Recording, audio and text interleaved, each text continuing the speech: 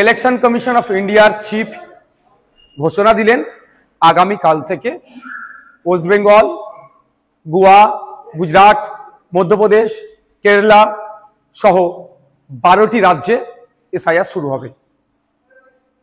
এখন তারা কোথায়? তাদের বক্তব্য শুনতে আমার ইচ্ছে করছে। যারা বলেছিল পশ্চিমবাংলায় এসআইআর হতে দেব না, করতে দেব না, তাদের অবস্থান কি? আটকাতে পেরেছে?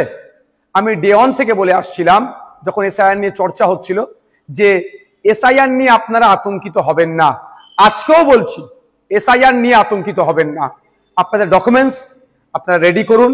ইলেকশন কমিশন অফ ইন্ডিয়া তার ওয়েস্ট বেঙ্গল সাইড থেকে, ওয়েস্ট বেঙ্গল স্টেটের সিওর মাধ্যমে যে এসআইআর করাচ্ছে, কোনো বৈধ ভোটারের নাম বাদ পড়বে না। আমরা আশা করব প্রত্যেকটা নাগরিক যারা আছেন ভোটদানে, যারা 18 বছর ঊর্ধ্বে পূর্ণ স্বাধীনতা আছে সংবিধান প্রদত্ত, সেটা বহাল থাকবে।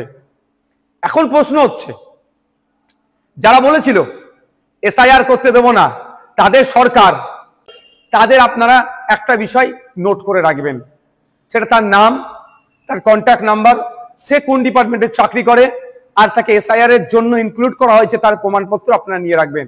যদি অফিসার কোনো বৈধ ভোটারকে ডি ভোটার, ডাউটফুল ভোটার, অবৈধ ঘোষণা করে, তার বিরুদ্ধে আইনত লড়াইয়ের একটা জায়গা থাকবে। এই লোকটি কে ছিল, 1 নম্বর কথা। দ্বিতীয়ত, কেউ যদি আপনাদেরকে উত্তেজিত করার চেষ্টা করে, আপনারা কারো কথায় উত্তেজিত হবেন না। কারণ 2021 নির্বাচনের সময় তৃণমূলের নেতারা বলেছিল সেন্ট্রাল ফোর্সের সামনে গিয়ে, সেন্ট্রাল ফোর্সকে আটকাতে গেলে ঘরে যা আছে, খুন্তি, ঝাঁটা, জুতো, কুদাল, এইসব কথা অনেক বলেছিল, গিয়ে দাঁড়াবে ওদের সামনে। এই করতে গিয়ে শীতলকুচিতে সেন্ট্রাল ফোর্সের গুলিতে 4 জন মানুষ মারা গিয়েছিল। আজকে 4 বছর অতিবাহিত হয়ে গেল, এখনো কিন্তু বিচার পেল না। তাই বলবো, কারো কথায় উত্তেজিত হয়ে এই ধরনের ভুল পদক্ষেপ নেবেন না আপনারা।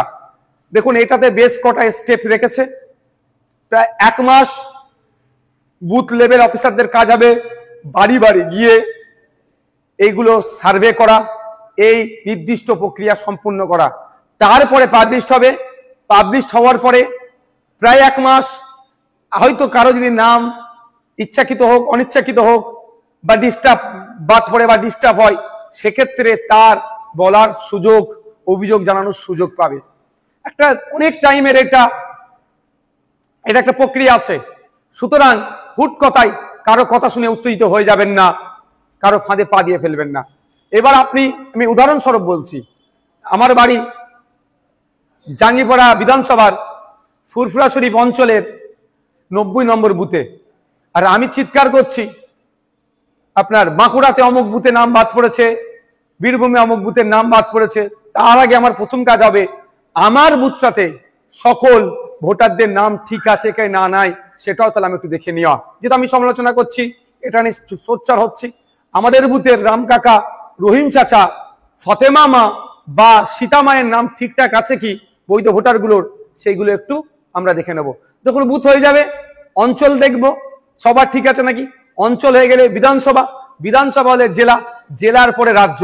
সুতরাং আমার বলার এটাই বক্তব্য, কারো কথায় উত্তেজিত হবেন না। উত্তেজিত তারাই করতে চাইছে যারা রাজনৈতিক কারবারিরা। এই রাজনৈতিক কারবারিদের ফাঁদে পা দেবেন না। আর এসআইআর নিয়ে অযথা আতঙ্কিত হবেন না। আপনার কাছে যে ডকুমেন্টস আছে যথেষ্ট এসআইআর এ, অর্থাৎ নাম থাকার, অর্থাৎ বৈধ ভোটার হয়ে থাকার। তারপরেও বলে দিচ্ছি আপনাদের, আমরা ইন্ডিয়ান সেকুলার ফ্রন্টের পক্ষ থেকে হেল্প ডেস্ক আমরা করছি, যে এবং ভাঙনের জন্য স্পেশাল হেল্প ডেস্ক আমি করব।